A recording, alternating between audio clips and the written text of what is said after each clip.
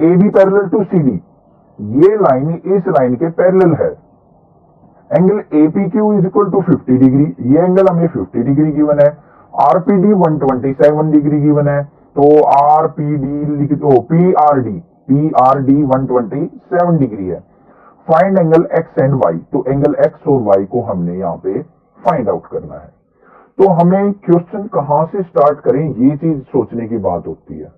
ठीक है, तो सबसे पहले जो चीज गिवन है और फाइंड करना है वो लिख देते हैं। तो गिवन जो है वो क्या है, हमें A B parallel to C D, जो भी हमारी स्टेटमेंट है ना वही मिलेगा। एंगल ए पी क्यू हमें गिवन है 50 degree, angle P R D जो है वो गिवन है 127 डिग्री, लिख दिया। फाइंड क्या करना है, एक्स और वाई, तो यहां पे लिखेंगे to find X and Y. Figure के अंदर से एक्स और वाई की वैल्यू हमने फाइंड आउट करनी है। अब बात करते हैं कहां से हम क्वेश्चन स्टार्ट करें, क्या चीज लेके चलें। सबसे पहले फोकस करो जो चीज हमें गिवन है, जो एंगल गिवन है उनसे क्या फाइंड आउट कर सकते हैं। देखो ये है हमारा 127 डिग्री, ठीक है, और ये कंप्लीट एंगल, देखो ये कंप्लीट एंगल, ये एंगल और ये एंगल दोनों क्या है, इक्वल, मतलब 50 plus Y equal to 127 degree. क्यों है, अल्टरनेट इंटीरियर एंगल। ये लाइन और ये लाइन पैरेलल गिवन है, दो पैरेलल लाइंस के बीच में ये इस साइड का एंगल, ये इस साइड का एंगल, तो दोनों इक्वल होंगे हमारे अल्टरनेट इंटीरियर एंगल से। तो यहीं से स्टार्ट कर लेते हैं। तो यहां पे क्या लिखेंगे, angle A P R is equal to किसके है, एंगल पी आर डी के। रीजन लिख देंगे अल्टरनेट इंटीरियर एंगल। रीजन लिखना कंपलसरी है, ये मत सोचना कि सर हमें वैसे पता है, क्या जरूरत है लिखने की। लिखना कंपलसरी है, क्योंकि जो पेपर चेक करता है ना उसको तो हमें ये मान के चलना है एग्जामिनर को कि उसको कुछ नहीं आता, हमें अच्छे से समझाना है, तभी वो फुल मार्क्स देगा। अब APR is equal to PRD, APR की वैल्यू देख लो, एपीआर 50 प्लस वाई, तो यहां पे क्या लिख देंगे, वाई प्लस 50 लिख दो या 50 plus Y is equal to PRD क्या है 127 डिग्री। तो यहां से देखो वाई की वैल्यू तो निकल रही है ना हमारी, तो y इज इक्वल टू क्या आ गया 127 माइनस 50 डिग्री। तो y इज इक्वल टू क्या आ गया 127 माइनस 50 डिग्री। आपको सब्ट्रैक्ट करना तो आता होगा, तो यहां से आ गया 77 डिग्री। तो y की वैल्यू तो हमने यहां से इजीली फाइंड आउट कर ली। अब हमें चाहिए अपना x एंगल। अब x एंगल कैसे फाइंड आउट किया जाए, ये एंगल है x, अब ये एंगल किसके इक्वल होगा, इस 50 डिग्री के इक्वल होगा। देखो ये लाइन आई हुई है ना बीच में, तो इस लाइन के इस तरफ ये एंगल है, इस तरफ ये एंगल है, ये भी क्या है अल्टरनेट इंटीरियर एंगल। यहां से डायरेक्टली लिख देंगे x इक्वल टू 50 डिग्री। तो यहां पे क्या लिखेंगे, हमारा angle x is equal to किसके है, एंगल ए पी क्यू के। ये भी क्या है अल्टरनेट इंटीरियर एंगल। अब एंगल x की वैल्यू क्या आ जाएगी, यहां पे ए पी क्यू क्या है, ए पी क्यू 50 डिग्री, तो x इज इक्वल टू क्या आ गया 50 डिग्री। तो यहां पे x इज इक्वल टू आ गया हमारा 50 degree, y is equal to आ गया 77 degree. This is the answer of our question. समझ में आ गया होगा किस तरीके से थ्योरम्स को करना है। इंट्रोडक्शन आपको अच्छे से आना चाहिए, लिंक आपको डिस्क्रिप्शन में मिलेगा, वो अगर अच्छे से आ गया तो आपको सब सारे डाउट क्लियर है। अल्टरनेट एंगल क्या होता है, अल्टरनेट इंटीरियर एंगल क्या होता है, वर्टिकली अपोजिट क्या होते हैं, कोरस्पोंडिंग क्या होते हैं, और भी डिफरेंट एंगल्स होते हैं, कॉम्प्लीमेंट्री, सप्लीमेंट्री, सारी चीजें मैंने इंट्रोडक्शन में बताई हुई है। वो जिसको आ गई ये मानो थ्योरम्स आ गई। ठीक है, मैं बार बार बोल रहा हूं, हर एक वीडियो में बोल रहा हूं, तो कुछ ना कुछ तो होगा ना खास वहां पे, तो वो जरूर देखिए आप। देन इन क्वेश्चन को करेंगे तो आपको डिफिकल्टी आ जाए तो मुझे बोलना। नेक्स्ट बात करते हैं अपने क्वेश्चन नंबर 6 की। क्वेश्चन नंबर 6 की स्टेटमेंट रीड करने से पहले मैं आपको एक छोटी सी चीज बताना चाहूंगा। आपने पहले पढ़ी हो रिफ्लेक्शन वर्ड, तो ठीक है, नहीं पढ़ा है तो मैं अभी बता दूंगा, साइंस के अंदर आता है, साइंस की वीडियो भी मैं बनाऊंगा आपकी। तो आपको सबसे पहले रिफ्लेक्शन के बारे में पता होना चाहिए, तब आप इस क्वेश्चन को करेंगे तब समझ में आएगा। अदरवाइज क्लास 10th के अंदर 11th 12th में नॉन मेडिकल लोग हैं वहां पे भी, तब आपको पता चलेगा रिफ्लेक्शन चीज क्या होती है। रिफ्लेक्शन का मतलब होता है, देखो एक ये मान लिया हमारा क्या है मिरर, मिरर आपने देखा होगा, इसके ऊपर ड्रॉ कर लो एक परपेंडिकुलर। अगर इसके ऊपर कोई एक रे ऑफ लाइट आके गिरती है और वो वापिस ऐसे चली जाती है, ये, तो ये यहां पे क्या करती है, ये जो लाइट आके गिरती है ये होती है इंसिडेंट लाइट, इसको कहते हैं एंगल आई। ये रिफ्लेक्टेड लाइट होती है, इसको बोलते हैं एंगल आर। तो always angle I equal to किसके होता है, एंगल आर के। ये दोनों एंगल क्या होते हैं, हमेशा एक दूसरे के इक्वल, तभी हमारा क्या होता है, रिफ्लेक्शन होता है। रिफ्लेक्शन का मतलब क्या है, आपने कई बार क्लास के अंदर भी या वैसे भी देखा होगा, हम सनलाइट की तरफ अपने ग्लास को लेके एडजस्ट करते हैं, जिससे हमारी क्या होती है कि चमक निकलती है, ब्राइटनेस, चमका बोलते हैं जिसको। तो वो क्या करते हैं, हम ग्लास को इस तरीके से एडजस्ट करते हैं हिला डुला के कि angle I equal to angle R हो जाए। मतलब जो सनलाइट आके ग्लास पे गिर रही है वो टकरा के एक बड़ा सा जो ग्लास है उसकी चमक पैदा करे, तो वो ही होता है angle I equal to R, उसी को कहते हैं रिफ्लेक्शन। उसका यूज यहां पे होने वाला है। तो कैसे यूज होगा, सबसे पहले मुझे यहां पे एक स्टेटमेंट रीड करनी पड़ेगी, क्या है, in given figure PQ and R S are two mirror. PQ और आर एस दो क्या है, मिरर।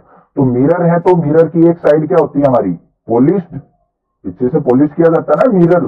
घर का तोड़ के मत देखना कहीं ये सोचो कि सर चेक करना है, तो तोड़ने की जरूरत नहीं है, मैं आपको बता रहा हूं, पीछे से पेंट किया जाता है या कार्डबोर्ड लगाया जाता है, तो तब बनता है हमारा मिरर। तो पीक्यू और आर एस को उसने मिरर बताया है। Placed parallel to each other, मतलब पीक्यू आर एस के पैरेलल भी है। And incident ray A B, A B क्या बोला है उसने, इंसिडेंट रे, अभी अभी बताया था मैंने, ये इंसिडेंट रे है और ये रिफ्लेक्टेड रे है। Strikes the mirror PQ at B, जो पीक्यू को बी पे स्ट्राइक करती है, and the reflected ray moves along the path BC, और ये बीसी के अलोंग क्या हो जाती है, reflect. Strikes the mirror R S, R S को स्ट्राइक करती है at point C, and again reflect back along C D, और दोबारा रिफ्लेक्ट बैक हो जाती है सी डी पे। तो प्रूव दैट करना है कि A B parallel to C D है, कि ए बी जो है सी डी के पैरेलल है, ये हमने प्रूव करना है। अब देखो, ये रिफ्लेक्शन शो करना है तो एक परपेंडिकुलर होना चाहिए, तो हम यहां पे क्या करेंगे, परपेंडिकुलर ड्रॉ कर लेंगे। सिमिलरली यहां पे भी एक परपेंडिकुलर ड्रॉ कर लेंगे। कर लिए दो परपेंडिकुलर ड्रॉ, अच्छे से विजिबल होंगे आपको। थोड़ा सा डार्क कर देता हूं मैं इनको, डॉटेड फॉर्म में कर लेना ड्रॉ। ये कर दिए मैंने परपेंडिकुलर ड्रॉ। अब यहां पे क्या करता हूं मैं, एज्यूम कर लेता हूं, इसको मान लेता हूं एंगल 1, इसको मान लेता हूं एंगल 2, इसको मान लिया मैंने एंगल 3, और इसको मान लिया एंगल 4। इसको 1 2 3 4 ऐसे भी मान सकते हो, कैसे भी मान लो, आपकी मर्जी है। ए बी सी डी, छोटे ए बी सी डी से X Y Z P Q R S, कुछ भी जो भी आपका दिल करे आप एज्यूम कर सकते हो। सबसे पहली चीज गिवन क्या है, गिवन जो है हमें पी क्यू जो है parallel to R S given है। टू प्रूव क्या करना है, ए बी को सी डी के पैरेलल प्रूव करना है। कंस्ट्रक्शन क्या की है मैंने, अब ये परपेंडिकुलर तो मैंने अपने पास से बनाए है ना, जो क्वेश्चन में तो गिवन नहीं है, तो ये मैंने कंस्ट्रक्शन करनी पड़ी। तो कंस्ट्रक्शन क्या की है, यहां पे बीई, ये ई पॉइंट में मान लेते हैं, BE perpendicular to P Q, BE को पी क्यू के परपेंडिकुलर, ये ई मानना है, इसको मान लेते हैं एफ। और दूसरा क्या किया है, C F perpendicular on R S, C F जो है आर एस पे परपेंडिकुलर ड्रॉ किया है। ये छोटी सी मैंने कंस्ट्रक्शन यहां पे की है। अब बात करते हैं हमने क्या लिखना है, एंगल 1 इक्वल टू किसके होगा, एंगल 2 के। अभी तो बताया था मैंने angle I equal to R होता है, ये इधर वाला एंगल इसके इक्वल, एंगल 3 इक्वल टू 4 होगा, 1 इक्वल टू 2 होगा। तो यहां पे लिखेंगे एंगल 1 इज इक्वल टू किसके, एंगल 2 के, और एंगल 3 इक्वल टू किसके, एंगल 4 के। ये इक्वेशन नंबर फर्स्ट, ये इक्वेशन नंबर सेकंड। रीजन लिख देंगे, incident angle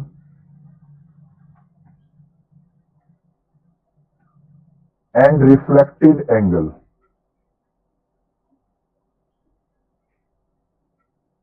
are equal. Incident angle और रिफ्लेक्टेड एंगल क्या होंगे, दोनों के दोनों इक्वल होंगे।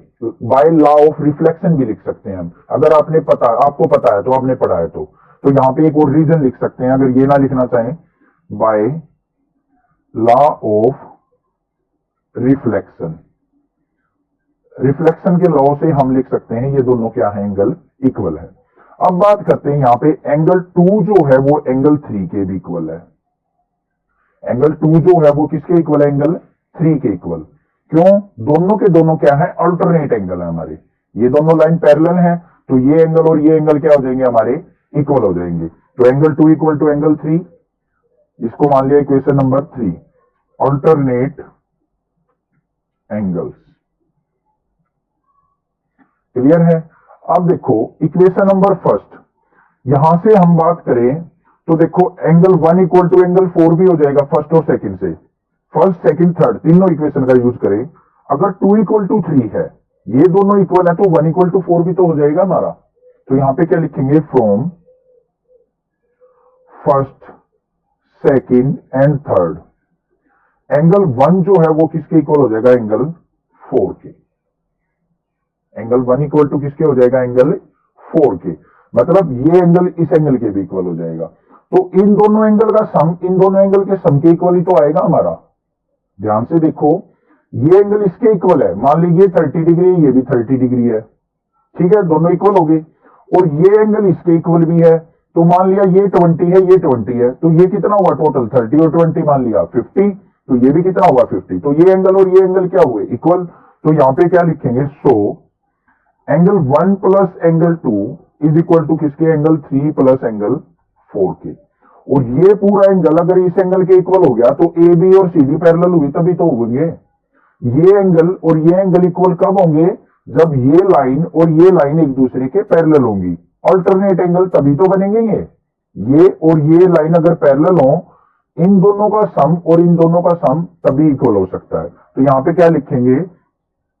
सो ए बी जो है पैरेलल टू सी डी है, अल्टरनेट एंगल से। यहां पे लिखेंगे बाय अल्टरनेट एंगल्स, तभी ये दोनों क्या होंगे? हमारे इक्वल।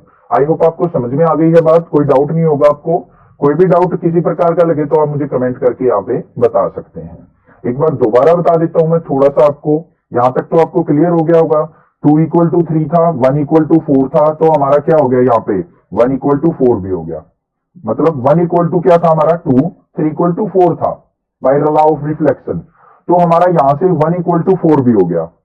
तो मतलब इन दोनों एंगल का सम इन दोनों एंगल के सम के इक्वल होगा। और ये एंगल कब इक्वल होंगे? जब सी डी और ए बी क्या होंगे? Parallel by alternate angles. तो यहां पे क्या लिख देंगे? Hence proved. आई होप आपको समझ में आ गया होगा। थोड़ा सा एक बार क्विक रिवीजन दोबारा लेना इस वीडियो को प्ले करके, तब आपको और अच्छे से क्लियर हो जाएगा। कोई डाउट फिर भी लगे तो आप मुझे कमेंट करके